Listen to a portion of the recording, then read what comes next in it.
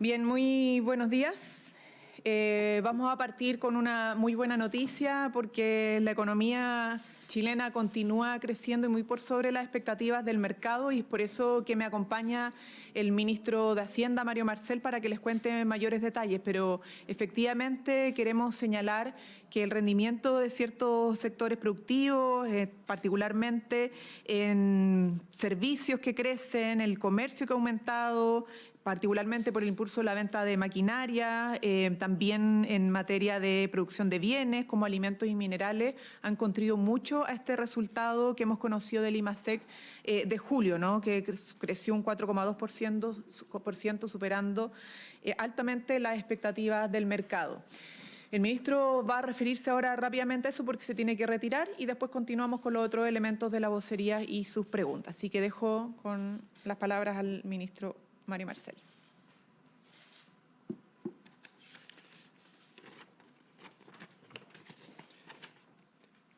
Gracias, ministra. Bueno, como informó esta mañana el Banco Central, el índice mensual de actividad económica del mes de julio alcanzó un crecimiento de 4,2% y de 4,4% para el IMASEC no minero. Estas dos cifras fueron muy superiores a las que el mercado esperaba, en particular en el caso del IMASEC total, prácticamente el doble, y en el caso del IMASEC no minero, casi el triple de las expectativas de mercado. Si uno hace la comparación mes a mes, esto representa también un incremento muy importante respecto del mes anterior desestacionalizado, con un alza de 1% respecto del mes anterior y de 1,5% por el lado de los sectores del IMASEC no minero. Esta es la comparación respecto del mes anterior. La anterior es la comparación en 12 meses. Esta velocidad de 1 o 1,5% es muy positiva. No es habitual que la actividad de un mes a otro crezca a estas tasas, y esto en buena medida refleja la recuperación respecto de un mes anterior de junio que fue bastante débil. Si observamos lo que ocurre a nivel de sectores, en la variación anual todos los sectores tuvieron crecimiento, destacando especialmente la industria manufacturera con un crecimiento de 7,8% en 12 meses, los servicios 5,3% y el comercio 4,9%. Eso es la variación en 12 meses. Y dentro de lo que es la variación mensual, también la industria registra una cifra muy positiva de 4,4% respecto del mes anterior desestacionalizado, y también destacan los servicios nuevamente con 1,6%. Esto lo que nos recuerda es que muchas veces cuando tenemos variaciones en el IMASEC, hay algunos factores transitorios que actúan durante los 2 meses anteriores, es decir, mayo y junio. Habíamos señalado que había habido algunos factores transitorios que habían estado incidiendo sobre las cifras, que la habían impulsado a la baja. En mayo fue la suspensión de clase con motivo de los temporales. En junio fue el anticipo de las vacaciones de invierno y también los efectos también de suspensiones de clase. Y esto se revierte en el mes de julio. Por supuesto, así como en junio, el adelanto de las vacaciones de invierno incidió a la baja sobre el IMASEC, en el IMASEC de julio ese mismo factor incide al alza. ¿Cuánto explica eso? Más o menos como un punto en la variación anual, es decir, que aún si descontáramos ese factor, tendríamos un crecimiento superior al 3% en 12 meses, que es precisamente lo que necesitamos durante los meses que vienen, durante todo este segundo semestre, para que la economía efectivamente crezca en el orden del 2,6% que ha proyectado el gobierno. Por supuesto que estas son cifras muy positivas. Es bueno que tengamos estas sorpresas positivas de vez en cuando, y que al mismo tiempo nos reafirman que vamos en buen camino para alcanzar una cifra de crecimiento anual del orden del 2,6%, como lo ha proyectado el gobierno. Con motivo de los datos anteriores, hubo algunos ajustes de expectativas de mercado, pero siempre hemos señalado que no es bueno guiarse solo por el dato de un mes, hay que mirar el conjunto, y lo que vemos es que en este año, en el conjunto de lo que llevamos en el año, tenemos una expansión de la actividad que se va a ir consolidando en lo que resta en esta segunda mitad del año. Hay que decir que simplemente quisiera terminar resaltando en esto de mirar las tendencias de más largo plazo, que esta cifra de IMASEC, particularmente el IMASEC no minero para julio, es la cifra más alta de la serie de IMASEC, y el crecimiento en 12 meses para el IMASEC no minero es el más alto desde, me parece que julio-agosto del 2022. De modo que son, por supuesto, todos esos elementos nos ayudan a dimensionar el mes de julio como un mes que ha sido muy positivo para la economía. Hola, Sí. buenos días, ministros. Para el ministro Marcel, con esta cifra sorpresiva o grata sorpresa, como usted nos señalaba en el IMASEC, quería saber, algo me ya contestó, pero ¿qué tan factible es modificar al alza la estimación de crecimiento para este año o para el próximo ya? Y lo otro, ¿qué le dice a los analistas que aún siguen cautelosos respecto al desempeño de la economía? Y si estas buenas noticias podrían augurar una baja de tasas en la próxima reunión del Banco Central. Sí. Bueno, primero respecto de lo primero, respecto de la primera pregunta, nosotros nos hemos mantenido en esta proyección de 2,6%. Yo creo que hay que tener bastante prudencia para interpretar los datos de un mes y otro, y así como con motivo de un mes que fue más bajo, no bajamos la proyección, ahora tampoco la vamos a incrementar mientras no tengamos alguna evidencia adicional de cómo se vaya desarrollando la economía en lo que resta del año. En relación al tema de las proyecciones de los analistas, bueno, yo creo que son los analistas mismos los que tienen que explicarlo. Yo diría que hay una cierta tendencia a hacer proyecciones mirando mucho el pasado reciente, creo que es más adecuado mirar, adelantarse a cómo viene la economía, qué factores pueden estar incidiendo y descontar aquellos elementos transitorios que se van colando dentro de datos mensuales, como lo vimos en los 2 meses anteriores, con un impacto más bien negativo. Y en cuanto a las decisiones de política monetaria, estamos muy próximos a la próxima reunión de política monetaria, ya la publicación del IPOM, así que además de la habitual prudencia que tenemos respecto de las decisiones del Banco Central como organismo autónomo, ahora en realidad vamos a tener su propio análisis muy pronto. Lo que yo diría, como siempre, ¿cierto?, es que la política monetaria en Chile, por lo menos el marco con el cual se formula, es el de un marco de metas de inflación de mediano plazo en el horizonte de 2 años. Y es eso lo que en definitiva siempre debería ir marcando las decisiones del Banco Central, ¿no? Y por eso es que son importantes los IPOM, porque se va actualizando esas proyecciones y en función de eso se va ajustando la conducción de la política monetaria.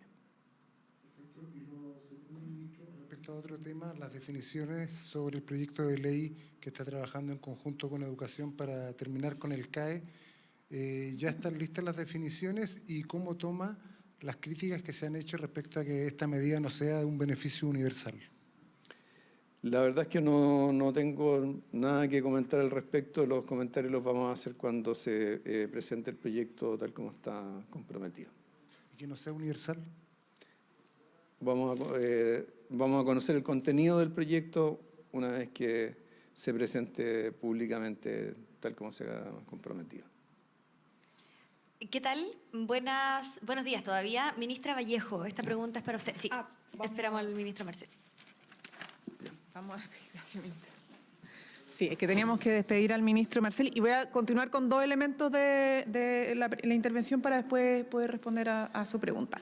Sí, me quería referir particularmente al trabajo del gobierno en materia de seguridad y no solo a propósito de los operativos policiales que se han estado preparando y desplegando, sino también sobre los preparativos para un elemento que para nadie es desconocido, que se vienen las fiestas patrias y evidentemente eso ha requerido un esfuerzo importante por parte del gobierno para preparar las condiciones para unas fiestas patrias seguras, ¿no? Y en un breve momento el presidente también va a estar participando de una campaña importante que Unido por un 18 seguro. En cuanto a seguridad, como ustedes han visto, el gobierno... como gobierno hemos seguido desplegando una estrategia de seguridad organizada, particularmente en la región metropolitana, pero también en varias comunas y otras regiones del país. Es cierto que el foco de mayor atención no solo mediática, sino que de preocupación ciudadana y del gobierno ha estado en la región metropolitana y en eso seguimos trabajando, pero también quiero decirles que todas las semanas se está trabajando y preparando operativos de intervención policial, no solo que están desplegadas, ¿cierto?, por parte de nuestras policías, sino que están preparadas junto a el Ejecutivo y otros organismos autónomos como lo es el Ministerio Público. La Fiscalía contribuye muchísimo y, por lo tanto, lo que estamos haciendo y seguimos haciendo, este trabajo coordinado entre distintas instituciones del Estado, y eso no solo para, como les decía, intervenir ciertos barrios, ciertos sectores con la fuerza policial, sino que también garantizar que esa intervención derive en detenciones y procesamiento en la justicia para que no queden impunes los delitos o cuasi delitos que se estén cometiendo en nuestros barrios. Ya tuvimos un megaoperativo en Limache, en Villa Alemana, en Viña del Mar, tuvimos 34 personas detenidas ligadas al Tren del Mar, que es un brazo operativo del Tren de Aragua, en la región, en la quinta región, y particularmente por delitos asociados a homicidio y tráfico de drogas. Esto es muy importante para la región de Valparaíso. Ya tuvimos hace 2 semanas atrás una incautación muy importante de armamento de alto calibre con además municiones que alcanzaban las 3.000 municiones, ¿no? Entonces, este segundo operativo está dando cuenta de que seguimos avanzando en la desarticulación de bandas del crimen organizado que cometen delitos graves. Pero también en La Pintana, que tuvimos el primer megaoperativo conjunto de carabineros con la PDI, y eso fue por orden de la Fiscalía, lo pudieron ver también, cubrir varios medios de comunicación, la propia alcaldesa que estuvo evidentemente siendo testigo y vinculada a este operativo. Creemos que son operativos que tienen que continuar en la medida que las instituciones del Estado identifiquen que seguimos en presencia de barrios o sectores críticos donde se siguen desplegando bandas. Y esto es importante porque cuando desarticulamos alguna banda tenemos que estar atentos a que no vuelva otra banda a tomarse el espacio que había sido liberado por por parte del Estado, y eso implica obviamente mantener arriba el despliegue de estos operativos y la coordinación. Por eso la ministra del Interior ha estado encabezando reuniones, no son las primeras las que se dieron este fin de semana, con varias instituciones, justamente para evaluar el despliegue de estos operativos. Yo les mencioné algunos, pero hay más. Tuvimos obviamente en Puente Alto, Bajos de Mena, les mencionaba de La Pintana, también en Los Espejos, en San Ramón, lo de Viña del Mar que se los mencionaba también en Conchalí, y además evidentemente en varias comunas. Las reuniones que se encabezan por parte del Ministerio del Interior tienen por objetivo evaluar los operativos de desarrollo, pero también definir nuevos operativos, ¿no? Y en eso se está trabajando y probablemente entonces van a haber más despliegues policiales que están coordinados con la Fiscalía sin lugar a dudas y también con el Ejecutivo. En materia de fiestas patrias, tenemos una campaña que también se lidera desde el Ministerio del Interior, pero donde participan muchos ministerios para justamente tener una unidad coordinada para un 18 seguro. Y eso involucra Ministerio del Trabajo, Ministerio de Obras Públicas, Transporte, Mujer, Desarrollo Social, entre otros ministerios, pero además también con otras instituciones.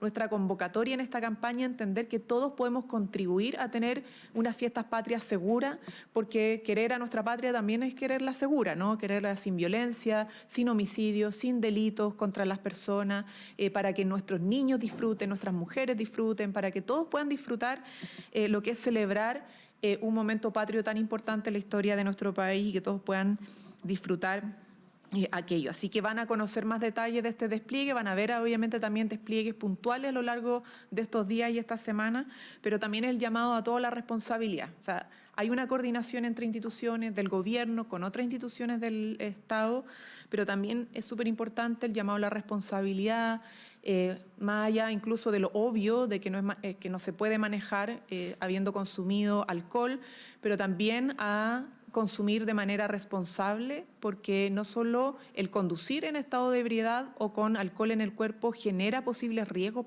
y afectación a otras personas, sino que también puede generar riesgos en otras circunstancias y en otros momentos, ¿no? Entonces, celebrar con responsabilidad también va a ser parte de la campaña para que todos estemos unidos y unidas por un 18 seguro. Preguntas. Justo, buenos días. Quería Buenos preguntarle días. en esa misma línea si podía precisarnos si es que se ha evaluado la posibilidad de extender al resto del país lo que se va a hacer en Concepción, ¿cierto? Que es permitir las fondas solamente hasta las 1 de la madrugada, si es que se va a extender, por ejemplo, a la región metropolitana o a otra región. Eso. Mire, para tener un 18 seguro bien celebrado de manera responsable, nosotros siempre estamos evaluando todas las condiciones, pero también implica la participación de distintos actores. Las coordinaciones para un 18 seguro es también la conversación con los fonderos, con las fonderas, es con los municipios y por lo tanto no esta medida que usted ha señalado del límite horario no siempre es posible de extender en todas las zonas porque tiene distintos niveles de afectación de acuerdo al territorio. Y por la extensión además de este feriado, este fin de semana, uno podría decir, bueno, todos los días van a ser buenos días para la actividad económica de las fondas y no necesariamente, por lo tanto, vuelvo a decir que no es una medida que es llegar y extrapolar a otros sectores. Pero el centro está en la seguridad y en eso la coordinación territorial e institucional ha sido clave. Así que tranquilos, todos vamos a contribuir obviamente, pero sin afectar evidentemente también lo que es el desarrollo de nuestra propia economía, porque una de las aristas es tener seguridad pública, pero también seguridad económica para que la economía pueda seguir activa, ¿no? Y repuntando cada vez más. Ministra, respecto a las reuniones que está sosteniendo la ministra del Interior, Carolina Toá, ya desde el plano político, ¿cuáles son las expectativas que tiene el Ejecutivo? Hoy día se reúnen con el oficialismo, mañana en Cerro Castillo. Hay algunos parlamentarios o un parlamentario como el diputado Joanet que dice que no va a asistir a la reunión porque él cuestiona la estrategia de seguridad del gobierno. ¿Cuáles son las expectativas ahí del Ejecutivo? ¿Cómo se busca destrabar también el fast track legislativo en materia de seguridad? Bueno, lo que puedo decir es que estas reuniones se hacen de manera constante por parte del gobierno y las que respectan a seguridad, particularmente desde el Ministerio del Interior, se constituyen muchos espacios de conversación y diálogo justamente para transmitir el diseño, las estrategias de seguridad que se están ejecutando, también para recoger obviamente observaciones y opiniones que han ido surgiendo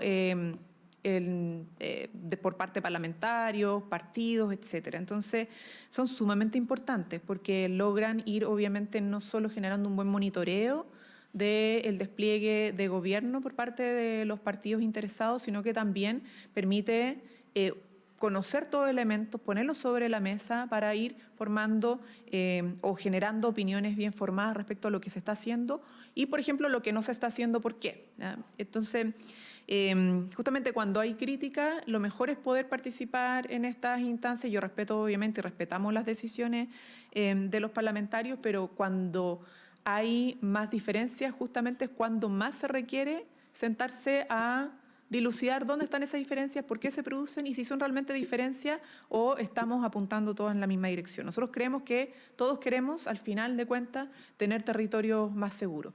Y porque además necesitamos contarles, por ejemplo, cómo va la campaña preparativa de prevención, en lo que hablábamos recién, para las fiestas patrias. Es muy bueno que todos los parlamentarios y los partidos, además, conozcan qué es lo que se está haciendo, la ciudadanía toda, ¿no? Pero también los actores políticos. Así que son buenas instancias, porque como les decía, las reuniones no son solamente de evaluación, sino que también tenemos reuniones todas las semanas para diseñar los despliegues operativos que ustedes han podido ver a través de distintas intervenciones policiales en los barrios.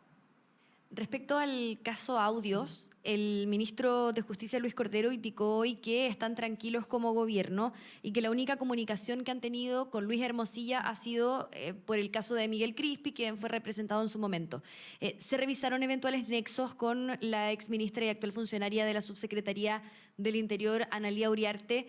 El ministro además dijo que politizar el caso Audios significa un problema complejo para el sistema político. ¿Nos puede profundizar en esta reflexión, considerando, por ejemplo, que hay personeros del oficialismo que han opinado respecto a este tema, como por ejemplo la presidenta del Frente Amplio en Twitter?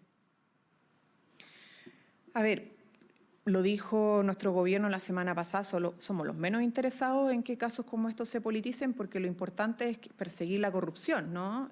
Caiga quien caiga, tener altos estándares obviamente en este tipo de persecuciones, con buenas leyes, con buen trabajo institucional por parte de la justicia y que finalmente la ciudadanía sepa quiénes son los responsables de los delitos de corrupción y tengan penas proporcionales a esos delitos que son graves porque dañan nuestra democracia. Por lo tanto, nosotros somos los más interesados en que esto no se politice. Distinto es que la gente pueda opinar, ¿no? Y tener una mirada y una evaluación política del problema que está viviendo nuestro país en este ámbito. Y sobre las comunicaciones, mira, nosotros obviamente no somos voceros de personas que están fuera del gobierno, ellos han salido obviamente en muchos casos a explicar o aclarar distintas situaciones, pero más allá de las especulaciones que se puedan hacer, para nosotros el foco principal es los antecedentes que vaya entregando el Ministerio Público, la Fiscalía. La Fiscalía ha hecho un trabajo muy relevante y cada vez que ha detectado que algún trascendido, comunicación puede constituir un delito, abre líneas investigativas, ¿no? Y ha pasado en otras circunstancias, pasó, si no me equivoco, hoy la semana pasada, esto pasa muy rápido, ¿no? Pero que se abrió una línea de investigación respecto al exfiscal Guerra.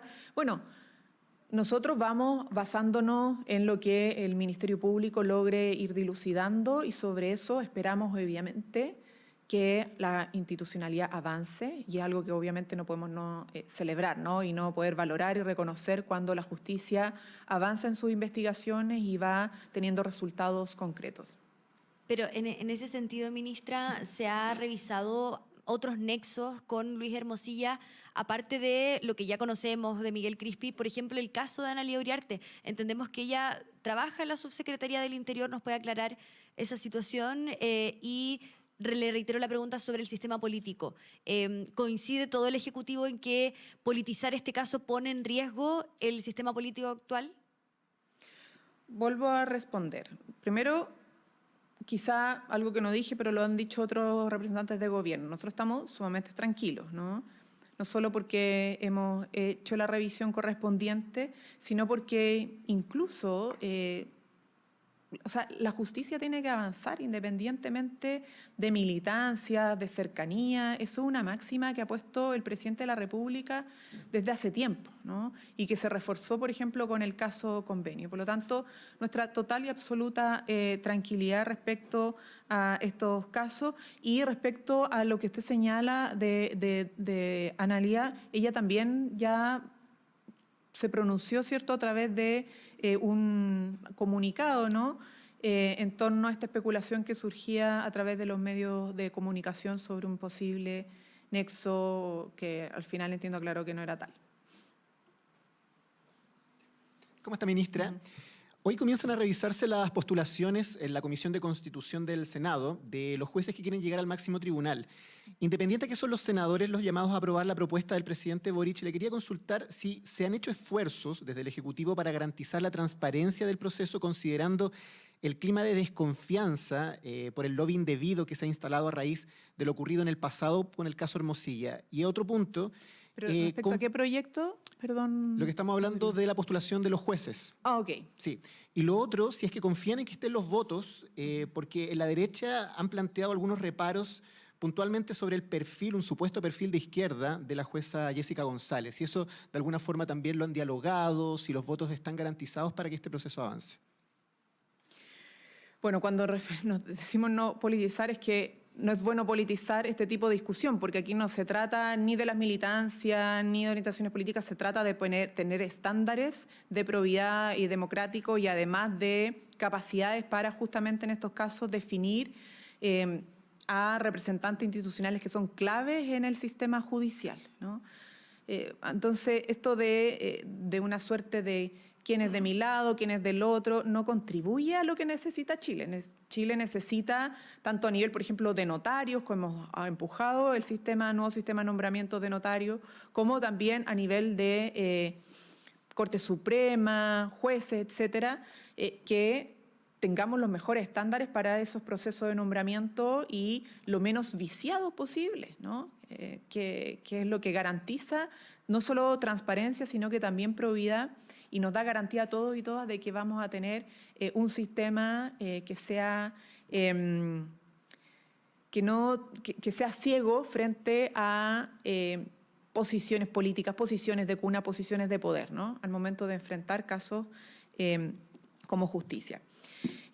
Por lo tanto, nosotros confiamos obviamente en que el debate, no sé si confiamos, pero estamos trabajando más bien, en esto quiero ser clara, trabajamos todos los días para que los proyectos salgan de la mejor manera y aunque estemos en minoría, siempre a través del diálogo y la buena conversación, esperamos que se logren las mayorías necesarias para aprobar este tipo de proyectos, ¿no? Nuestra democracia necesita un fortalecimiento institucional en todos los ámbitos, siempre, y particularmente en el caso de los nombramientos de cargos tan importantes en nuestro sistema. Ministra, buenos días. Quería preguntarle sobre si considera que en el país hay una dictadura comunicacional, como sostuvo el presidente del Partido Comunista, Lautaro Carmona, y cómo ve también que este partido vaya acumulando declaraciones en este tenor, considerando que recientemente la diputada Carmen Hertz también dijo que en Venezuela hay una libertad de expresión bastante más grande que en Chile.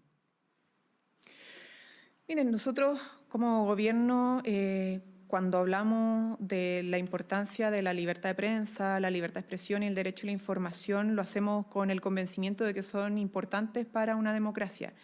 Y la evaluación que hacemos de nuestro propio país se basa en indicadores que son internacionales, distintos organismos, ¿no? Mencionaba yo la semana pasada, si no me equivoco, el ranking de libertad de prensa de Reporteros Sin Fronteras, pero también tenemos otros informes, ¿no?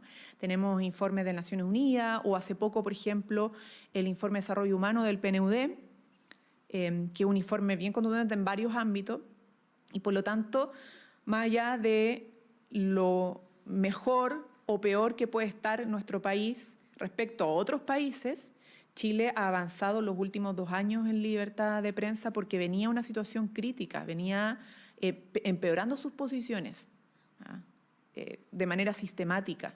Y lo que hemos tratado de hacer es mejorar las condiciones, particularmente con la presentación del proyecto de protección a los trabajadores de las comunicaciones, también porque han disminuido las denuncias de violencia contra trabajadores de las comunicaciones, que tuvimos muchas en el marco del estallido social. Y eso no desconoce uno de los problemas que se detectan en los informes internacionales, que tiene que ver con la concentración de medios, ¿no? Pero una cosa no quita la otra. Que tengamos ciertos problemas en ciertas áreas, como la concentración de medios, no quiere decir que estemos peor que el hermano país de Venezuela, que es lo que traté también de decir la semana pasada. Entonces, esa es la mirada del gobierno. Es muy importante ver el panorama internacional, pero también de los indicadores o las evaluaciones y análisis que se hacen por organismos internacionales de nuestro propio país. Y ahí, por ejemplo, respecto a eso, una de las áreas que nosotros hemos tratado de empujar mucho es el apoyo a medios de comunicación social, ¿no? Fortalecer y propender un ecosistema de medios mucho más diverso. El proyecto de ley para fortalecer y revitalizar Televisión Nacional, que es el medio público que tenemos en nuestro país, también es parte de esa agenda, y es porque justamente no desconocemos los temas pendientes que existen todavía en nuestro país en materia de libertad de prensa. ¿En definitiva se equivoca el presidente del PC?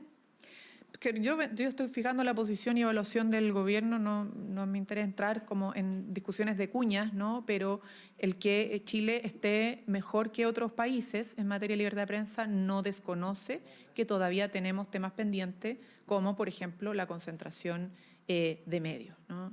Entonces, vuelvo al punto, una cosa no quita la otra y en eso nosotros tenemos un análisis como gobierno bien claro que se ha traducido en acciones también. Ministra, en otras materias, a 2 años del rechazo de la propuesta de la Convención Constitucional, ¿cuál es la lectura sobre la derrota del oficialismo en esta instancia que hace el gobierno? ¿Se atribuye el rechazo de esa propuesta a no haber aquilatado el poder de los intereses del mundo económico, como así lo ha hecho en una entrevista recientemente el exconvencional Jaime Baza? En definitiva, la lectura del gobierno sobre ese rechazo. Mire, es que lo que pasa es que independiente de las opiniones políticas que surjan de vez en cuando sobre el estallido, el gobierno ha fijado una posición hace bastante rato y el propio presidente de la República ha señalado que reducir el estallido o un momento delictual simplemente desconociendo las demandas que se levantaron reflejo de un malestar estructural que existe en nuestra sociedad, es de una miopía que no es sostenible, ¿no? Entonces, una cosa es condenar y rechazar la violencia, y en eso no hay que hacer dobles lecturas, ¿no?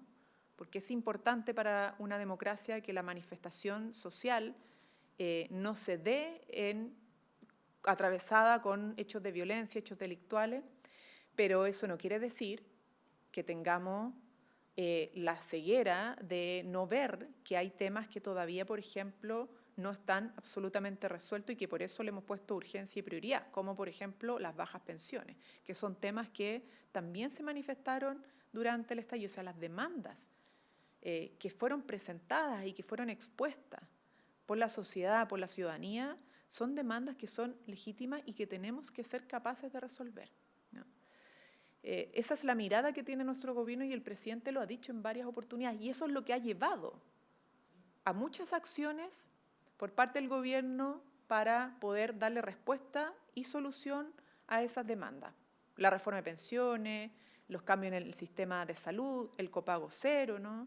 Las 40 horas, el salario mínimo y temas, tenemos obviamente otros temas pendientes que ir abordando y por eso vuelvo al punto que gran parte del trabajo que podamos seguir haciendo desde el gobierno y en conjunto con el Parlamento tiene que ver con responder a necesidades que todavía no están resueltas y que fueron manifestadas, entre otros momentos, en el estallido social. Ministra, para precisar esa pregunta, la pregunta es la lectura del gobierno sobre por qué la ciudadanía rechazó la propuesta constitucional de la Convención Constitucional, rechazo del cual ya se cumplen 2 años, y si es que coincide con una lectura que hizo el exconvencional Jaime Baza de que no se aquilató el poder de los intereses económicos en Chile. Perdón, es que pensé que se había referido a otra parte. Mire, también hemos hecho una evaluación y una posición como gobierno tanto de la primera propuesta constitucional rechazada como de la segunda.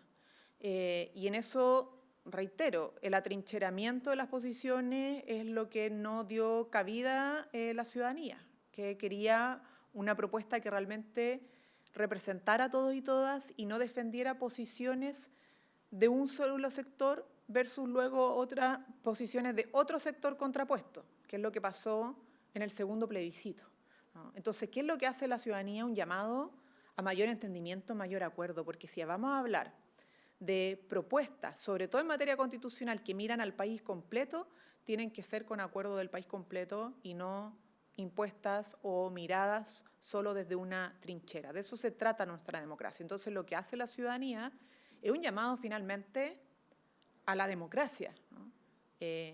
Y a acuerdos que permitan representar la diversidad que existe en nuestro país.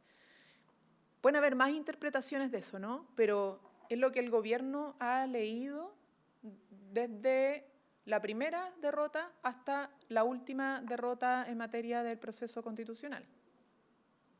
Ministra, y lo último, ¿cuándo el Gobierno va a tener novedades sobre la selección del Contralor titular? Porque en menos de una semana Dorothy Pérez se va a convertir en la subrogancia más larga en 45 años.